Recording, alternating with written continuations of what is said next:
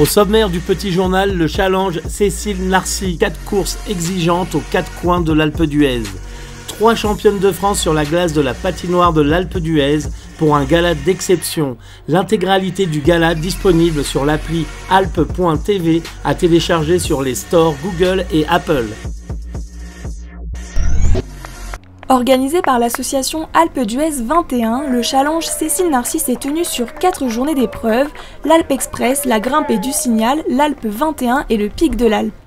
Parmi les coureurs, nombre d'habitués étaient au rendez-vous, comme la championne britannique Georgina Schwinning et Luisa, 4 fois champion de France espoir en ski alpin, Samuel Eki. Première course verticale de ce challenge, l'Alpe Express avec une arrivée au sommet de la combe charbonnière. Samuel Eki se hisse premier de ses 1000 mètres de dénivelé, suivi de près par Georgina Schwinning. Pour sa 3e édition, la Grimpée du Signal s'est déroulée en nocturne. Le principe est simple, enchaîner le plus de montées entre 20h et 21h30. Ça réchauffe, vraiment on se fait plaisir. Allez.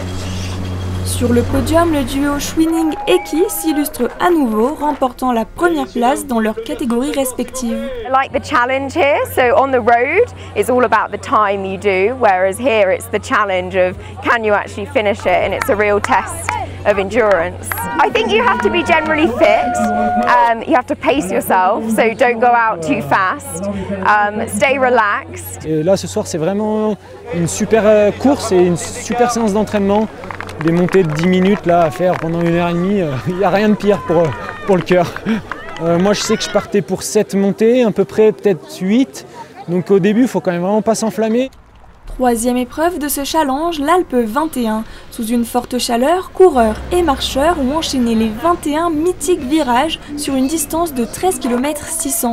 Pour sa 4e participation, l'imbattable Georgina bat son propre record et franchit la ligne d'arrivée en première position. This year I think I did 1:11:37, so I was really pleased. But I had to push very hard. It was not easy, but yeah, I surprised myself. So I'm really happy. I love running in the mountains. It's beautiful. Ancienne cycliste et triple championne de France de marathon, Aline Camboulive est aussi une habituée de ses 1110 mètres de dénivelé positif. Ayant maintenu un rythme constant tout au long de la course, elle monte sur la 2e marche du podium. Moi, ça s'est passé très bien parce que de toute façon, le site est magnifique. Je connaissais très bien l'organisatrice. Donc voilà, et puis là, je suis venue en même temps. J'aurais voulu lui rendre hommage en gagnant sa course. Bon, voilà, je fais 2e, mais j'ai quand même une pensée pour elle. Également sur le podium, une triathlète, Camilla Zaninetti, qui remporte la 3e place en 1h20, objectif réussi. C'est vrai que c'est spectaculaire, surtout quand on commence à s'élever et avoir un panorama sur la vallée. Et puis plus on monte, plus on voit la station qui se rapproche, mais pour autant c'est trompeur parce qu'elle n'arrive pas si vite que ça. Pour clôturer ce challenge, un trail au départ des Bergers jusqu'au Pic Blanc. 13 km 800 de prairies alpines, de rochers et de neige. Ce n'est pas un problème pour Georgina qui se hisse première à 3300 mètres d'altitude.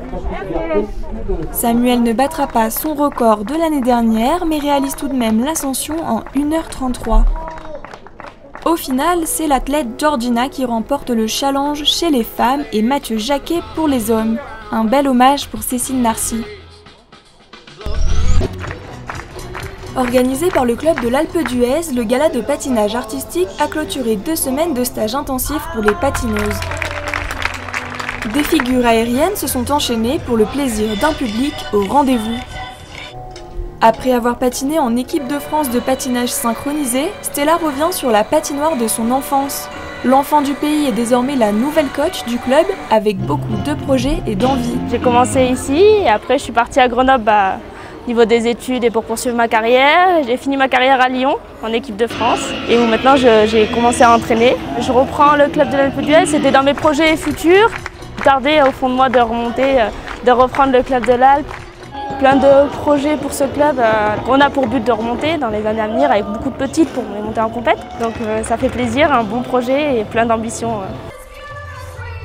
À ses côtés, 3 championnes de France faisaient partie du show, Dora Lusklov, Louambre Esno et Alicia Lopez. Du coup, je fais du patinage artistique. c'est une discipline dans laquelle on fait des sauts, des pirouettes, on est tout seul sur glace. C'est pas les conditions que j'ai d'habitude parce que du coup je m'entraîne à Lyon et c'est une patinoire couverte, mais c'est toujours hyper agréable d'avoir un décor comme ça et c'est vrai que là on a fait 2 semaines de stage et c'est un vrai plaisir de s'entraîner sur une patinoire découverte.